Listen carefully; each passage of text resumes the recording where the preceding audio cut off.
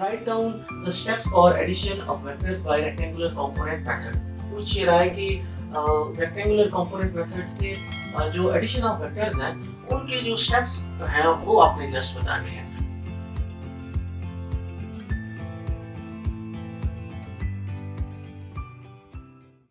अस्सलाम वालेकुम students, welcome to our channel Kamyab शागिर्द।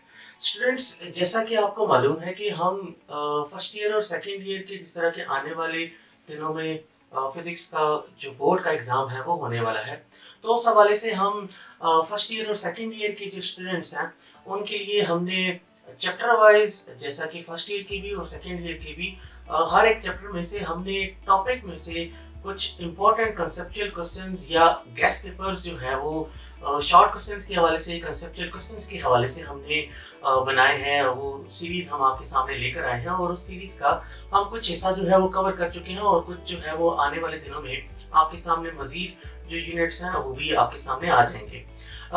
उन चैप्टर्स में हमने यूनिट 1 जिस तरह के मेजरमेंट का यूनिट है वो हमने कवर किया, वो आप प्रीवियस वीडियोस में देख सकते हैं।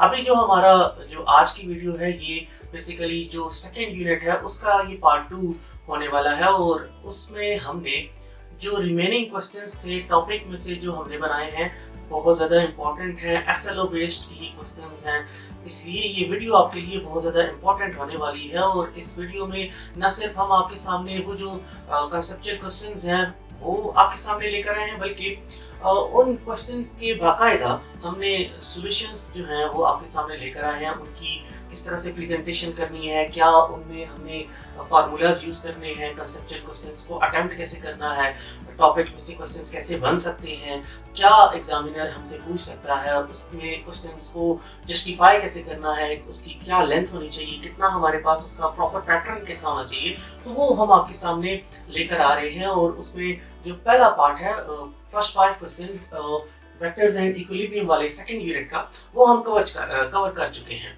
अब जो रिमेनिंग क्वेश्चंस हैं जो कि 6, 7, 8, 9 और 10th क्वेश्चन यानी कि 5 क्वेश्चन जो हैं वो हम आज आपके सामने लेकर आए हैं।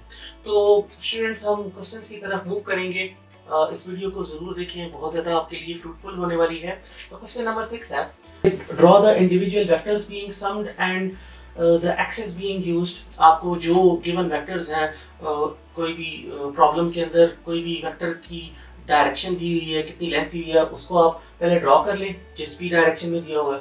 दूसरा ये कि x और y कंपोनेंट्स में find the x and y components of all the given vectors. जैसा कि कोई एक a वेक्टर है, उसको आप फॉर एग्जांपल वो 30 डिग्री पर दिया हुआ है तो आप उसका y और x कंपोनेंट जो है वो निकाल लेंगे। थर्ड जो इसका स्टेप है वो ये कि find the x component rx यानी कि रिजल्टेंट का x कंपोनेंट निकालें, फिर इसी तरह से रिजल्टेंट का y कंपोनेंट जो है वो भी आपने फाइंड आउट करना है। फोर्थ स्टेप में ये हो जाएगा कि फाइंड द y कंपोनेंट और y of the resultant by adding the y components of all the given vectors. Third और फोर्थ जो स्टेप है उसमें रिजल्टेंट के x और y कंपोनेंट को फाइंड आउट करने के लिए जो वेक्टर्स के x और y कंपोनेंट्स होंगे उनको आपने ऐड करके रिजल्टेंट के x और y कंपोनेंट जो है वो फाइंड आउट करने हैं। फिफ्थ स्टेप में आपने जो उसकी इक्वेशन है रिजल्टेंट की, उसमें आपने उसकी वैल्यूज़ जो है वो पुट कर देंगे। जैसा कि आपको मालूम है कि वो रिजल्टेंट फिर हमारे पास पाइथागोरस थ्योरम को यूज़ करके वो हम उसकी वैल्यू को फाइंड आउट करते हैं, यानी कि उसके x कंपोनेंट का स्क्वायर प्लस y कंपोनेंट का स्क्वायर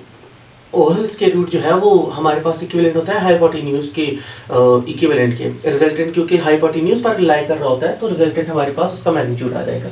6 जो स्टेप है उसमें आपने उसकी डायरेक्शन फाइंड आउट करनी है। जो रिजल्टेंट आपके पास आ रहा है उसकी डायरेक्शन फाइंड आउट करने के लिए, यानी कि एंगल को फाइंड आउट करने के लिए आप tan इनवर्स ऑफ जो y कंपोनेंट और x कंपोनेंट निकालेंगे उनकी रेशियो आप ले लेंगे। तो ये आपके पास जो स्टेप्स हैं रेक्टेंगुलर कंपोनेंट ऑफ मेथड को यूज़ करते हुए एडिशन ऑफ वेक्टर्स के लिए वो आपके सामने आ जाते हैं। तो इनमें जस्ट आपने स्टेप्स को मेंशन करना है, उनकी बाकायदा नंबरिंग देकर जो इक्वेशंस यूज़ हो रही हैं वो आप उसमें मेंशन कर देंगे।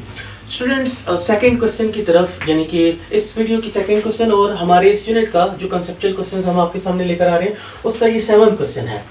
क्वेश्चन नंबर 7 इस तरह से है, पूछ रहा है, स्टेटमेंट है उसकी कि A vector and B vectors are two mutually perpendicular vectors equal in magnitude, show that sum and difference through head to tail rule with neat diagram. आपसे पूछ रहा है कि अगर आपके पास दो वेक्टर्स हैं ए और बी और वो दोनों एक दूसरे के परपेंडिकुलर हैं, तो आपने उनका सम और उनका डिफरेंस जो है वो मालूम करना है। बेसिकली इस क्वेश्चन में आपको कुछ वैल्यूज जो है वो दी हुई हैं। आपको ये दिया हुआ है कि ए और बी जो है वो परपेंडिकुलर वेक्टर्स हैं। आपने एक ए वेक्टर ड्रॉ कर दिया, दूसरा बी वेक्टर ड्रॉ कर दिया, साथ ही ये दिया हुआ है कि वो दोनों इक्वल इन मैग्नीट्यूड हैं। तो हमने उनका कोई भी एक वेक्टर ले लिया, जनरली उसकी मैग्नीट्यूड ले लिया, जनरली उसकी वैल्यू डिफाइन कर ली ए, और दूसरा भी क्योंकि उसकी इक्विवेलेंट है तो ए उसका भी मैग्नीट्यूड हमारे पास आ जाएगा। परपेंडिकुलर होने की वजह से हम इनको 90 डिग्री के एंगल पर प्लेस कर देंगे और हेड टू टेल रूल से इनको ऐड कर देंगे। पूछ ये रहा है कि आपने उनका जो सम है और उनका जो डिफरेंस है वो मालूम करना है। आपने उनका सम किया, सम करने के लिए head to tail rule use कर दिया, जो गिवन डायरेक्शंस होती हैं उनमें आपने उनको प्लेस करके उनका फिर रिजल्टेंट मालूम कर दिया। रिजल्टेंट मालूम करने के लिए आपने इक्वेशन यूज़ कर दी square root of vector A square plus vector B square plus 2ab cos of theta होता है।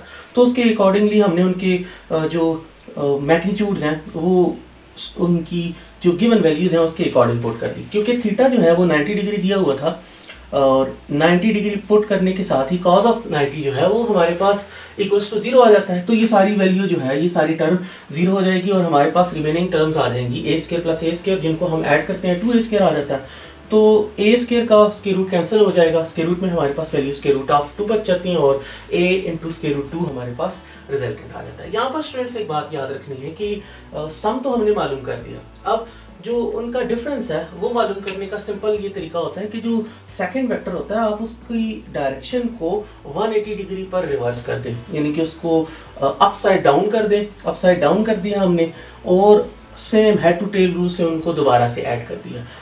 इसमें भी जब हमने रिजल्टेंट मालूम किया तो वही हमारे पास रिजल्टेंट आ रहा है जो सम से आता है, क्योंकि इक्वल वेक्टर्स हैं।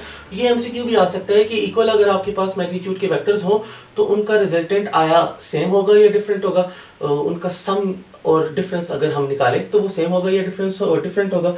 तो ये आपने आंसर देना है कि वो सेम होगा, उनके रिजल्टेंट की वैल्यू सेम आएंगी।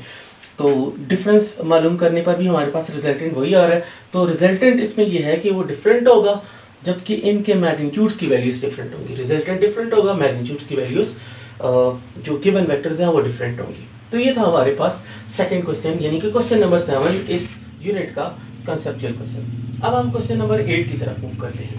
क्वेश्चन नंबर 8 भी थोड़ा सा न्यूमेरिकल टाइप हमें दिया हुआ है। उसमें हमें ये कह रहा है कि आपके पास एक वेक्टर है ए, उसका मैग्नीट्यूड हमें दिया हुआ है 3.2, बी वेक्टर है उसका मैग्नीट्यूड दिया हुआ है 5.1। साथ ही ये कह दिया है कि उनका जो डायरेक्शन है उनके दरमियान थीटा है वो 60 डिग्री है। पूछ ये रहा है कि उनके दरमियान उनका जो डॉट प्रोडक्ट और क्रॉस प्रोडक्ट होगा वो कितना होगा। अब स्टूडेंट्स, डॉट प्रोडक्ट और क्रॉस प्रोडक्ट को मालूम करने के लिए जो गिवन वैल्यूज हैं पहले हमने वो राइट डाउन कर दी, जो कि 5.1 बी वेक्टर की मैग्नीट्यूड की वैल्यूज हैं। इसी तरह से उसका हमें एंगल दिया हुआ है 60 डिग्री और ए वेक्टर का मैग्नीट्यूड हमें 3.2 दिया हुआ है।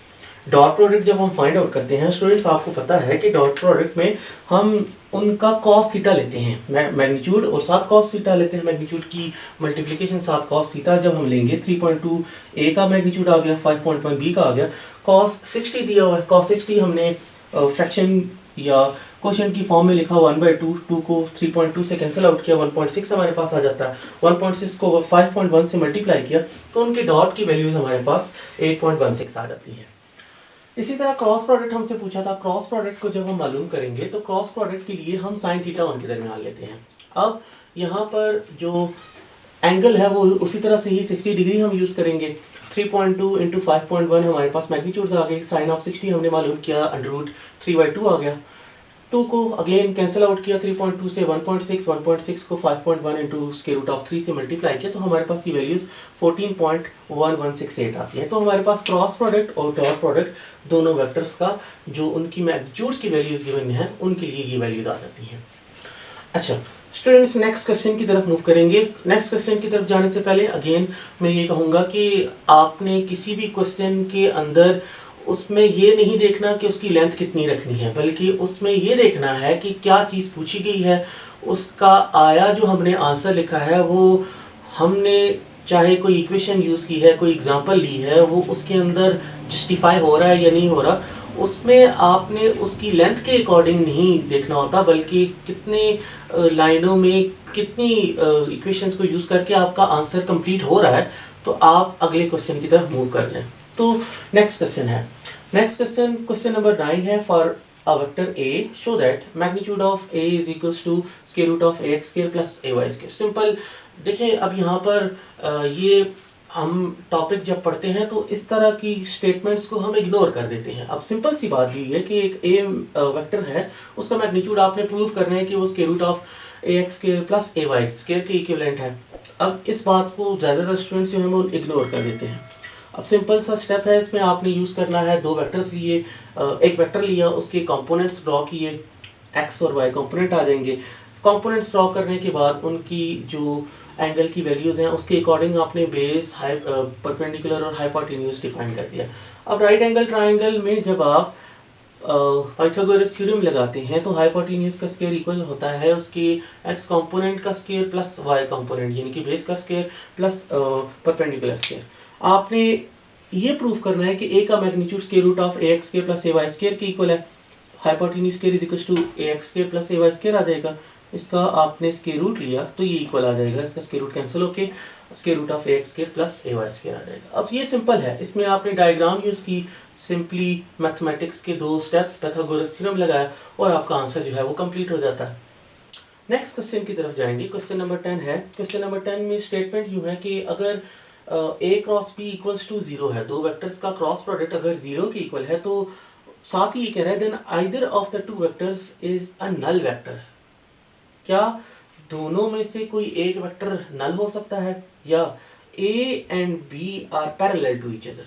वो पूछ रहा है कि क्या कोई नल हो सकता है इनमें से, यानी कि उसका मैग्नीट्यूड 0 हो सकता है, या ये बात प्रूव होगी कि उनकी जो आपस में डायरेक्शन है वो पैरेलल है, यानी कि 0 डिग्री के एंगल पर है। तो हम इसको इस तरह से जस्टिफाई करेंगे कि क्रॉस प्रोडक्ट हमें पता है कि वो साइन थीटा की इक्वल होता है, magnitude into sine of theta with their an unit vector. अब क्योंकि उसने ये कहा है कि इक्वल्स टू 0 आना चाहिए, तो चले हम पहले a के मैग्नीट्यूड को 0 पुट करते हैं, तो ये वैल्यूज जो हैं ये सारी 0 आ जाएंगी, तो a क्रॉस b 0 हो जाएगा, यानी कि a का मैग्नीट्यूड 0 हो सकता है। इसी तरह से b का अगर हम मैग्नीट्यूड 0 करें तो a क्रॉस b जब हमने फाइंड किया b के मैग्नीट्यूड को 0 पुट करके, तो मल्टीप्लिकेशन उस पर भी हमारे पास 0 आती है। इसका मतलब ये है कि b का मैग्नीट्यूड भी अगर 0 है तो क्रॉस प्रोडक्ट जो है वो 0 हो सकता है। और तीसरी जो बात है कि क्या वो पैरेलल हो सकते हैं। पैरेलल के केस में वेक्टर्स जो हैं वो एक दूसरे के 0 डिग्री के एंगल पर लाई कर रहे होते हैं। 0 डिग्री का एंगल यानी कि साइन ऑफ 0 हम फाइंड करेंगे, तो साइन 0 जो है वो भी इक्वल्स टू 0 होता है, तो ये सारी मल्टीप्लिकेशन भी हमारे पास 0 के इक्वल आ जाएगी। तो a क्रॉस b उस केस में भी हमारे पास 0 होगा। तो ये तीनों केसेस कि a 0 हो तब भी a क्रॉस b 0 हो सकता है, b 0 हो तब भी a क्रॉस b 0 हो सकता है, और एंगल अगर 0 डिग्री हो तो तब भी a क्रॉस b, यानी कि उनका वेक्टर प्रोडक्ट जो है वो, उनका क्रॉस प्रोडक्ट जो है वो 0 हो सकता है। तो इस तरह से हमारे पास ये नेक्स्ट जो 5 क्वेश्चंस हैं वो यहाँ पर कंप्लीट हो जाते हैं। तो स्टूडेंट्स जो है हम जैसा कि unit 1, unit 2 vectors and equilibrium, unit 1 में मेजरमेंट के हवाले से हमने 11 क्वेश्चंस आपके सामने लेकर आए। इसी तरह हम सेकेंड ईयर के जो क्वेश्चन आंसर्स हैं चैप्टर वाइज हम 10 के 10 यूनिट्स जो हैं वो कवर करेंगे। उन चैप्टर्स में से, टॉपिक्स में से हम क्वेश्चंस निकालेंगे। एक्सरसाइज में तो क्वेश्चंस आपको मिल जाते हैं, लेकिन जो बहुत बड़ा इशू है कि एक्सरसाइज के अलावा टॉपिक में से अगर एसएलओ बेस्ड क्वेश्चंस आ जाते हैं तो कैसे उनको अटेम्प्ट करना चाहिए, क्या हमारी स्ट्रेटेजी होनी चाहिए। तो इंशाल्लाह हम आपके साथ ये पूरा एक पैटर्न न सिर्फ लेकर आएंगे, उन क्वेश्चंस को लेकर आएंगे, बल्कि उनकी जो सॉल्यूशंस हैं वो भी हम आपको प्रोवाइड करेंगे। तो स्टूडेंट्स हमारे चैनल को ज़रूर सब्सक्राइब करें। अगर आपको ये वीडियो अच्छी लगी है, इसमें आपने कोई सजेशन देनी है, कोई मज़ीद क्वेश्चंस हैं, तो आप हमें कमेंट्स में बता सकते हैं। किसी भी किस्म की कोई क्वेरी हो तो आप हमारे साथ डिस्कस करते हैं। हमारे चैनल को, कामयाब शागिर्द को ज़रूर सब्सक्राइब करें। हम इंशाल्लाह आगे भी इसी तरह से आपके लिए मज़ीद क्वेश्चंस लेकर आएंगे। Thank you so much. अल्लाह हाफ़िज़।